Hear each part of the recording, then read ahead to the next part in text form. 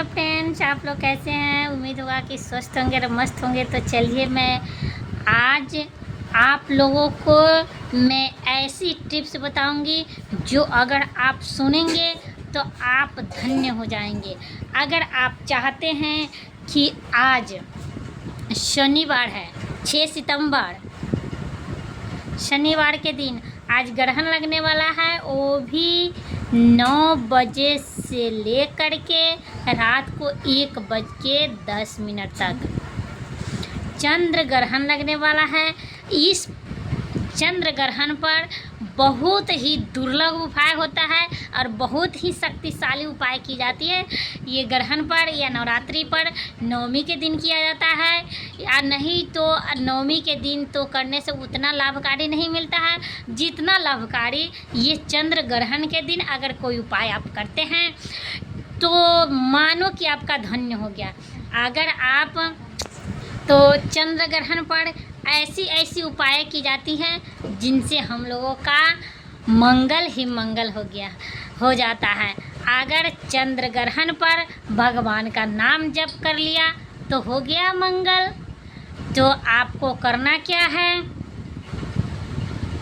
चंद्र ग्रहण का समय जैसे कि 9 बजे से 1 बजे तक है। इससे पहले आपको 2 बजे से सूतक लग जाएगा चंद्र ग्रहण का।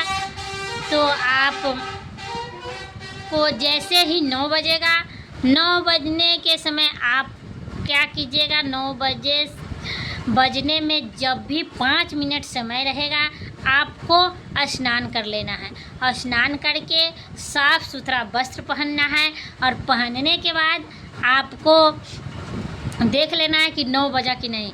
जैसे कि 5 मिनट 10 मिनट पहले अपना स्नान कर लीजिएगा और जो भी आपको नाम जाप करना है वो नाम जाप करने के लिए तैयार हो जाइएगा।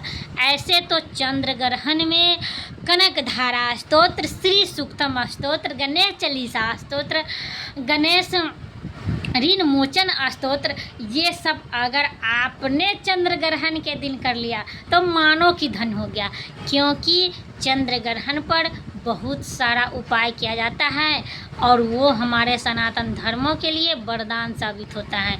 अगर आप चाहते हैं कि चंद्र ग्रहण के दिन लक्ष्मी की प्राप्ति करूं, मेरे घर में अथाह लक्ष्मी का वास हो, अस्थाई लक्ष्मी का वास हो, तो आपको आज के दिन आपको कनक धारा स्तोत्र का अनवरत 9 बजे से लेकर के 1 बजे तक करना है। अगर आपके पास कनक धारा नहीं है तो आप श्री सूक्तम का भी पाठ कर सकते हैं। ऐसे अगर आप करेंगे तो आपके घरों में अस्थाई लक्ष्मी की वास होगी। अगर आपको विश्वास नहीं है तो आप करके देखो, क्योंकि हम लोग भगवान की पूजा करने जाते हैं मंदिरों में, लेकिन सिर्फ भगवान की मूर्तियों को देखते हैं। जैसे कि हमने साक्षात आदमी को देखा है, वैसे मैंने सिर्फ मूर्तियों को देखते हैं और उस मूर्ति में विश्वास करके हम लोग पूजा करते हैं और सोचते हैं कि भगवान ने मुझे खा लिया। लेकिन नहीं, यहाँ साक्षात यहाँ देवी घर की बहू है, घर की माँ है, घर की बेटी है। अगर इन सब पर ध्यान देते हैं तो आपके घरों में अस्थाई लक्ष्मी की वास होगी। और साथ साथ आपको कनक धारा स्तोत्र, तो स्नान ध्यान करने के बाद आपको किताब ले लेना है, बुक ले लेना है और किसी अस्थाई स्थान पर आपको लाल कपड़ा बिछा करके बैठ जाना है। एक दीपक जला लेना है और धूप बत्ती हो तो जला लेना है।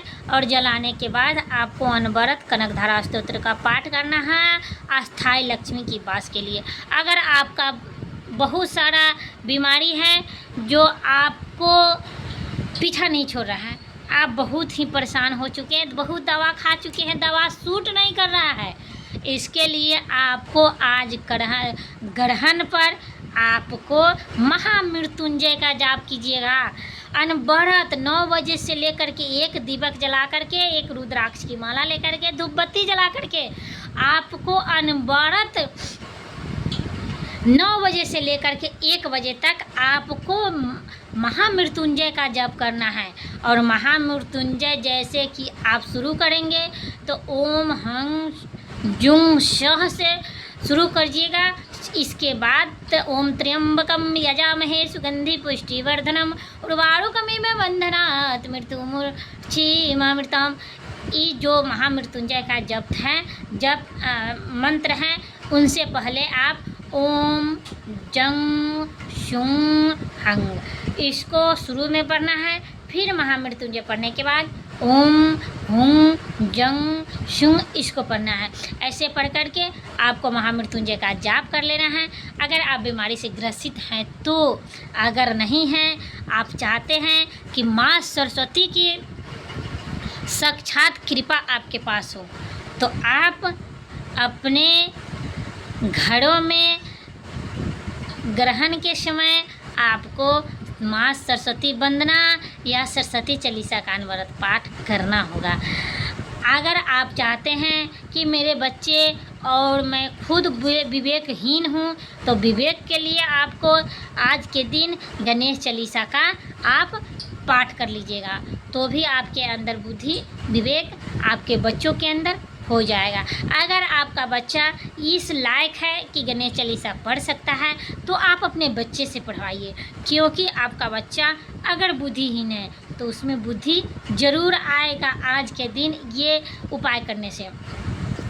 अगर आप चाहते हैं कि नहीं सब संपन्न हैं और इस लायक हैं कि आप कुछ भी नहीं कर सकते हैं, ना कुछ पाठ कर सकते हैं, ना कोई उपाय कर सकते हैं, कुछ भी नहीं कर सकते हैं, तो एक छोटा सा सिंपल उपाय है।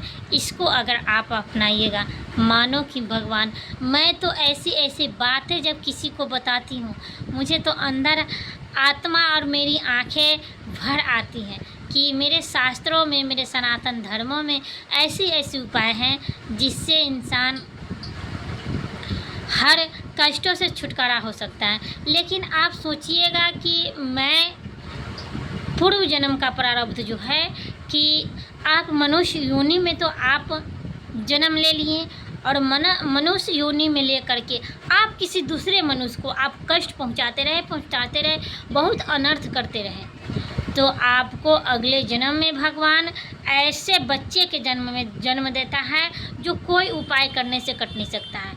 क्योंकि या तो उस बच्चे को ऐसे बना देता है, भगवान सोचते हैं कि तुमको जब मनुष्य जन्म तुमको दिए तो तुमने अनर्थ किया, अब मनुष्य जन्म ऐसे देंगे कि तुम मनुष्य लायक तो रहोगे लेकिन मनुष्य कहलाओगे नहीं।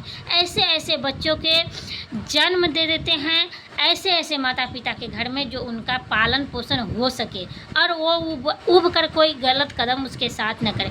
ऐसे ऐसे जैसे कि कोई किसी बच्चे के लंगड़ा हो गया, किसी को लूछा हो गया, किसी को कुछ हो गया, ये सब हम इंसानों को पूर्व जन्म की प्रारब्ध है। ये नहीं कि किसी के घर में, माता पिता के घर में जन्म अगर कोई बच्चा ले लिया, वो नालायक निकल गया, तो उनके माता पिता का कर्म नहीं। ये गीता में साफ लिखा है, मनुष्य को अपना कर्म खुद अपना भोगना पड़ता है, चाहे वे लंगड़े के रूप में लेकर आए, चाहे वे गाय के रूप में लेकर आए, या चाहे कीड़े के रूप में लेकर आए, लेकिन इंसान अपना कर्म स्वयं अपने भोगता है। इसीलिए किसी पर कोई इल्ज़ाम मत लगाइए और अपना जो आपका स्वयं का कर्म है वो आप करते रहिए। भगवान आपका बेड़ा ऐसे पार कर देगा जैसे कि समुद्र में नाव चलता है और कभी कभी नाव को कुछ नहीं होता है, वो समुद्र पार कर जाता है। वैसे ही मेरे प्रभु हैं। अगर आप इन सब उपायों में से अगर कोई उपाय नहीं कर सकते हैं तो आप सिर्फ राधा नाम जप कर लीजिएगा, राम नाम जप कर लीजिएगा, शिव नाम जप कर लीजिएगा, हनुमान नाम जप कर, जो नाम आपको अच्छा लगे वही नाम आपको अनवरत 9 बजे से लेकर के 1 बजे तक आपको करना है। और करके देखिए, आपका ज़िंदगी सफल ना हो जाए तो मैं आज अपनी जान देकर आपको बताऊँगी।